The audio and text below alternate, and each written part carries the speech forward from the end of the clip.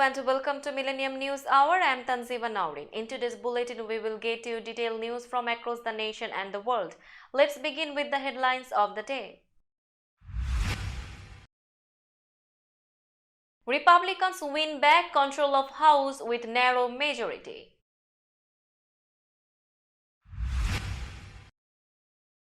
McConnell re-elected Senate GOP leader, says not going anywhere.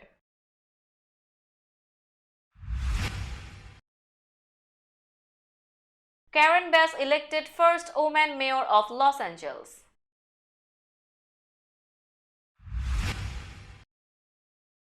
Arizona voters reject effort to enact stricter voter ID law.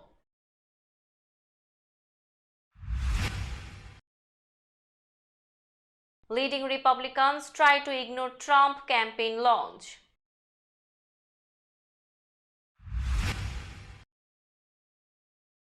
US House win by ex-combat pilot cements Republican control.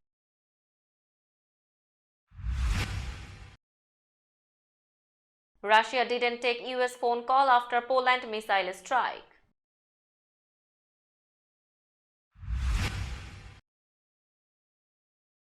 Facebook is still banning Trump for now despite campaign.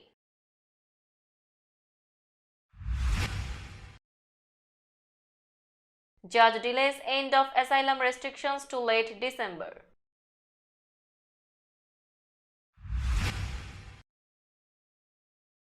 Novelist Tess Gunty wins National Book Award for fiction.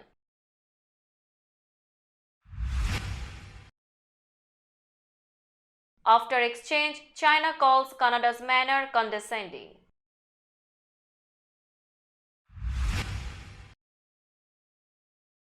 Russia launches new Ukraine barrage as grain deal extended.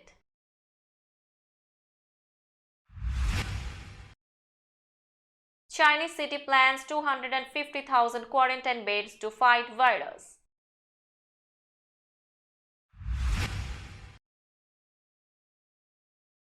Gunmen kill 9 in protest hit Iran cities.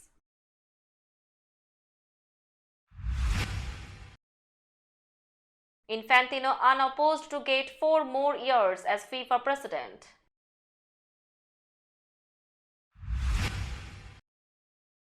And Tyler Anderson finalizes $39 million 3-year deal with Angels.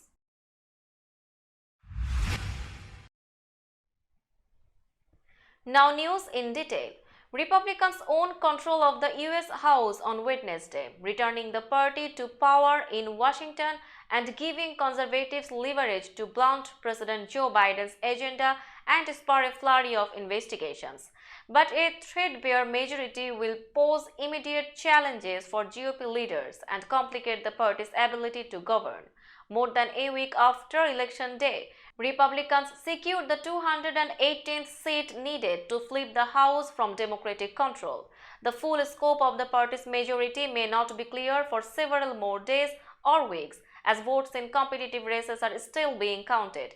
But they are on track to cobble together what could be the party's narrowest majority of the 21st century, rivaling 2001, when Republicans had just a 9-seat majority. 221 versus 212 with 2 independents.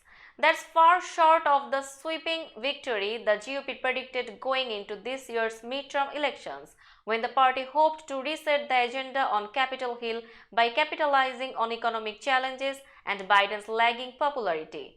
Instead, Democrats showed surprising resilience, holding on to moderate suburban districts from Virginia to Minnesota and Kansas. The results could complicate House GOP leader Kevin McCarthy's plans to become Speaker, as some conservative members have questioned whether to back him or have imposed conditions for their support.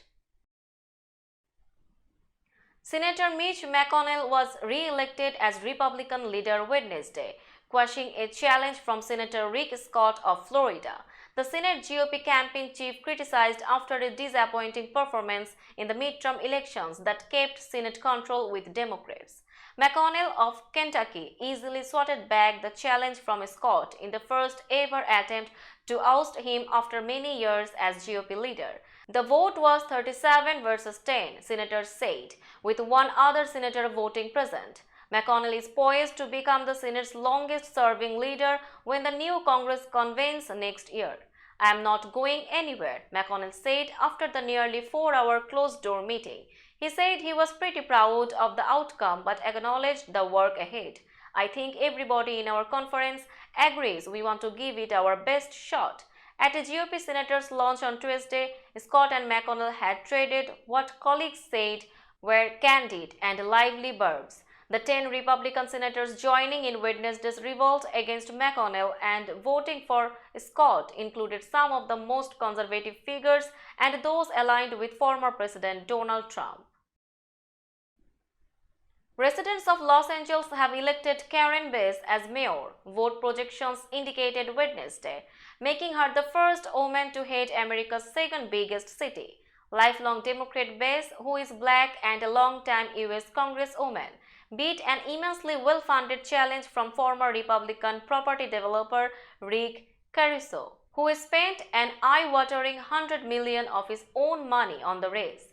Caruso, 63 years old, who is white, outspent his 69-year-old opponent by a factor of more than 11, blanketing local airwaves with sleek commercials promising to fix Los Angeles' intractable homeless problem. But despite shading his Republican Party membership and registering as a Democrat at the start of the year, it wasn't enough to convince liberal Los Angeles. With almost three-quarters of the vote counted, Bass had a lead of around 46,500, according to a tally released Wednesday, which local media dubbed insurmountable. Counting continues and election officials are set to certify the results on December 5. Arizona voters who overwhelmingly cast their ballots by mail have rejected a measure that would have required them to add more information to the simple signature and date they now put on the back of the return envelope. Proposition 309 also would have eliminated the ability of registered voters who do not have a state or federally issued photo ID with them when they vote in person to provide other proof of identity to cast a ballot. New tallies from Maricopa County and several smaller counties released on Wednesday showed there was no chance for the measure to pass. It had been too close to call in the 8 days since polls closed on November 8 and was the last of 10 measures on the ballot to be called by the Associated Press. The measure was falling about 20,000 votes short of passing, well above the margin for a recount under a new law that boosts the difference between ballot measures or candidates from 1/10% to 1%. Leading Republican officials on Wednesday sought to ignore Donald Trump's formal step into the 2024 presidential contest, insisting there were more pressing priorities as GOP leaders grappled with the fallout of a major midterm disappointment. Florida Governor Ron DeSantis said it was much too early for Republicans to focus on the next presidential election when asked about a brewing GOP divide during a news conference the morning after Trump's announcement. Declining to say the former president's name, DeSantis, a potential Trump rival in 2024, said he was focused instead on Georgia's upcoming Senate runoff and his governing priorities in Florida. "We just finished this election. People need to chill out a little bit on some of this stuff. I mean, seriously," DeSantis said. The 44-year-old Republican governor continued, "At the end of the day, it's been a long election. We have got the Georgia runoff. But for me, it's like, okay, what more do we need to do? Continue to make Florida lead the way. We are going to be focusing on that." The sentiment was echoed by leading Republicans across Ohio, New Hampshire, and Washington as the GOP grappled with rising internal tensions and questions about its future following a deeply disappointing midterm cycle. History suggested the Republicans should have celebrated massive gains last week, but the sweeping victory party leaders predicted did not materialize as Trump loyalists were defeated across several swing states. Republican Representative Mike Garcia, a former Navy fighter pilot, scored a U.S. House win in a strongly Democratic district Wednesday, handing the GOP control of the chamber and giving the party a rare reason to celebrate in a state dominated by Democrats. The conservative Republican was re-elected to a third term in a district that has a 12.5-point Democratic registration age and was carried by then presidential candidate Joe Biden by double digits in 2020. It was Garcia's third consecutive victory over Democrat Christy Smith, a former legislator.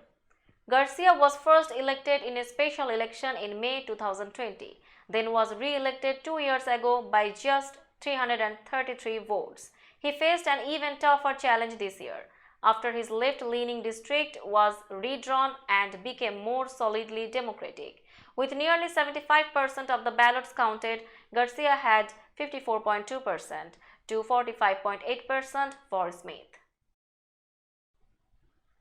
The top US military officer said Wednesday that he tried to reach out to his Russian counterpart in the aftermath of the missile explosions in Poland, but wasn't able to get through. Army General Mark Milley, chairman of the Joint Chiefs of Staff, said his staff tried to get Russia's top-ranking military official, General Valery Gerasimov, on the phone to discuss the incident with no success. Milley didn't elaborate on the efforts, but the lack of communications raises concerns about high-level US-Russian communications in a crisis. A strike against Poland, a NATO member, could have risked a larger conflict if it turned out that Russia had launched the strike. The US and other top leaders now say they believe the strike was probably launched by Ukrainian air defenses to defend against a Russian missile bombardment, but uncertainty swirled for hours. Several US defense officials said it isn't unusual for Gerasimov to not be available for a call. Donald Trump may be running for president, but he still can't use Facebook. The social media platform has no plans to reinstate Trump's account following the former president's announcement that he will seek a second term in the White House, the company confirmed Wednesday. Trump was kicked off Facebook following the January 6, 2021 attack on the US Capitol. Trump may not have to wait long to get back on the site, however. His suspension from Facebook is set to be reconsidered in January, 2 years after it was first imposed. One change will be immediate. As a candidate, Trump will no longer be subject to Facebook fact checks. That's because under Facebook rules, comments by elected officials and candidates for office aren't subject to fact checks on its site. Throughout his tenure as president, Trump's use of social media posed a significant challenge to major social media platforms trying to balance the public's need to hear from their elected leaders with worries about misinformation, harassment, and incitement of violence. Following the January 6 riot, Trump was also kicked off Snapchat, Twitter, and Instagram, which is owned by Facebook parent company Meta. Trump's ability to post videos to his YouTube channel was suspended. A federal judge on Wednesday granted the Biden administration a 5-week delay to end far-reaching asylum restrictions, writing in uppercase letters that he was doing so with great reluctance. U.S. District Judge Emmett Sullivan acknowledged in his brief order that attorneys for asylum-seeking families didn't object to the delay and that the administration wasn't challenging his decision, just asking for time to prepare. The Trump-era policy denying migrants' rights under U.S. and international law to request asylum on public health grounds of preventing spread of COVID-19 is now set to end December 21. Sullivan ruled in Washington on Tuesday that enforcement must end immediately for families and single adults, calling the ban arbitrary and capricious. The administration has not applied it to children traveling alone. Within hours, the Justice Department asked the judge to let the order take effect December 21, giving it 5 weeks to prepare. Plaintiffs, including the American Civil Liberties Union, didn't oppose the delay. Tess Gunty's The Rabbit Hutch, a sweeping debut novel set in a low-income housing community in Indiana, has won the National Book Award for Fiction. The 30-year-old Gunty was among 3 writers nominated for their first published books. The non-fiction prize went to Imani Perry's South to America and Saba Tahir's All My Rage, won for young people's literature. In poetry, John Kenney was cited for Pang's New and Selected Poems. while Argentina's Spanish language author Samantha Schweblin and translator Megan McDowell won for Best Work in Translation for Seven Empty Houses. Winners on Wednesday night each received $10,000. Now it's time for global updates. A Chinese spokesperson on Thursday accused Canada of acting in a condescending manner following a testy exchange between President Xi Jinping and Canadian Prime Minister Justin Trudeau that underscores the depths to which the bilateral relationship has fallen. Foreign Ministry spokesperson Mao Ning's comments came after Xi chastised Trudeau at the G20 summit on Wednesday over media reports on an earlier meeting during which Trudeau expressed concern about Chinese interference in Canada's internal affairs. The apparently spontaneous exchange with the translator present was captured on video. Mao denied China had ever interfered in the internal affairs of other nations and said Canada was responsible for the downturn in ties. Canada should take concrete actions to create conditions for the improvement of China-Canada relations, she said at a daily briefing. The conversation was quite normal and should not be interpreted as President Xi criticizing or blaming anyone. Mao added that there had been a clear lack of respect from the Canadian side. Russian airstrikes targeted Ukraine's energy facilities again Thursday as the first snow of the season fell in Kiev, a harbinger of the hardship to come if Moscow's missiles continue to take out power and gas plants as winter descends. Separately, the United Nations announced the extension of a deal to ensure exports of grain and fertilizers from Ukraine that were disrupted by the war. The deal was set to expire soon, renewing fears of a global food crisis if exports were blocked from one of the world's largest grain producers. Even as all sides agreed to extend the deal, air raid sirens sounded across Ukraine on Thursday. At least 4 people were killed and more than 2 dozen others wounded in the drone and missile strikes, including one that hit a residential building, authorities said. The Kremlin's forces have suffered a series of setbacks on the ground, the latest being the loss of the southern city of Kherson. In the face of those defeats, Russia has increasingly resorted to aerial onslaughts aimed at energy infrastructure and other civilian targets in parts of Ukraine it doesn't hold. China's southern metropolis of Guangzhou announced plans Thursday to build quarantine facilities for nearly 250,000 people to fight surging coronavirus outbreaks, even as the national government tries to reduce the impact of anti-disease controls that have confined millions of people to their homes.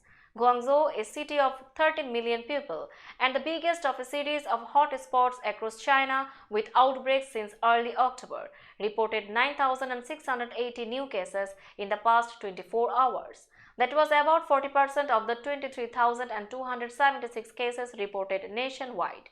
China's infection numbers are low compared with the United States and other major countries, but the ruling Communist Party is trying to isolate every case.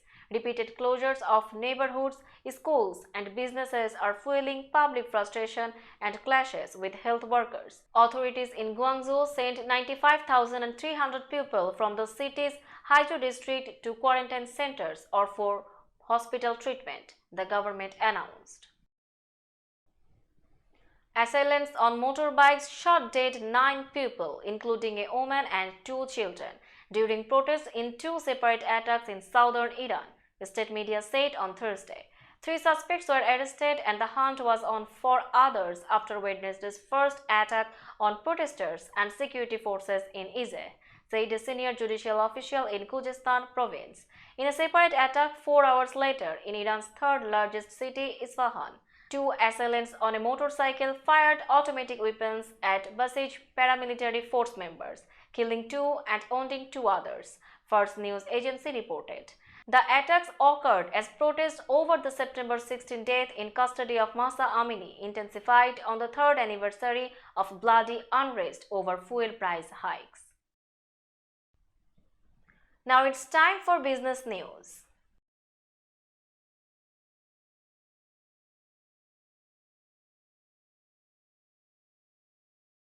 Today's New York stock close price is 15,178.21.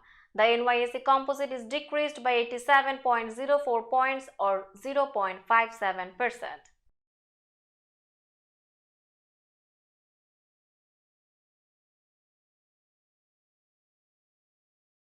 Tokyo stock close price is 27,930.57. The Nikkei 225 index is decreased by 97.73 points or 0.35%.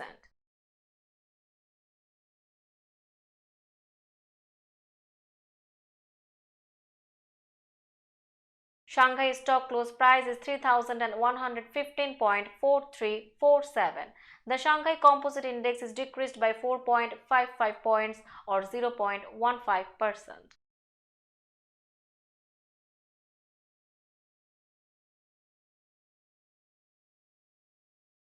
Hong Kong stock close price is 18,045.66. The Hang Seng Index is decreased by 210.82 points or 1.15%.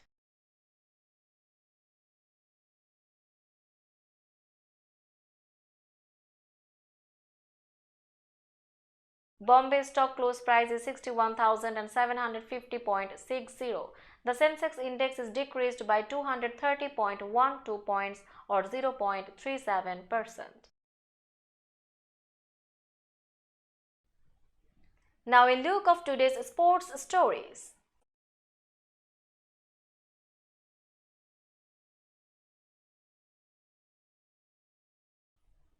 FIFA President Gianni Infantino is getting 4 more years in charge of soccer's governing body after no candidate stepped up to challenge him. FIFA said Thursday the 52-year-old Swiss lawyer was the only person to enter the race by the time the deadline passed overnight, exactly 4 months before Election Day on March 16 in Kigali, Rwanda. Infantino won a 5-candidate race in 2016 to replace Sepp Blatter and was re-elected unopposed in 2019. He is now set to stay in the job beyond the 2026 World Cup in the United States, Canada and Mexico. Infantino's upcoming re-election to the $3 million per year job may not be his final term in office. FIFA rules allow him to run again to stay in power for another World Cup cycle until 2031. All-star left-hander Tyler Anderson is moving across Los Angeles, leaving the Dodgers for a $39 million, 3-year contract with the Angels on Wednesday. The 32-year-old is coming off the best season of his major league career, going 15-5 with a 2.57 ERA for the 111-win Dodgers with a pitch selection including one of the major's best changeups. On the other hand, right-hander Nick Martinez has agreed to a 3-year, $26 million contract with the San Diego Padres. Martinez had turned down a $6.5 million contract with San Diego last week, becoming a free agent. But the Padres made a more substantial offer after he went 4-4 with a 3.47 ERA in his return from Japanese baseball. Let's have a look on today's weather chart.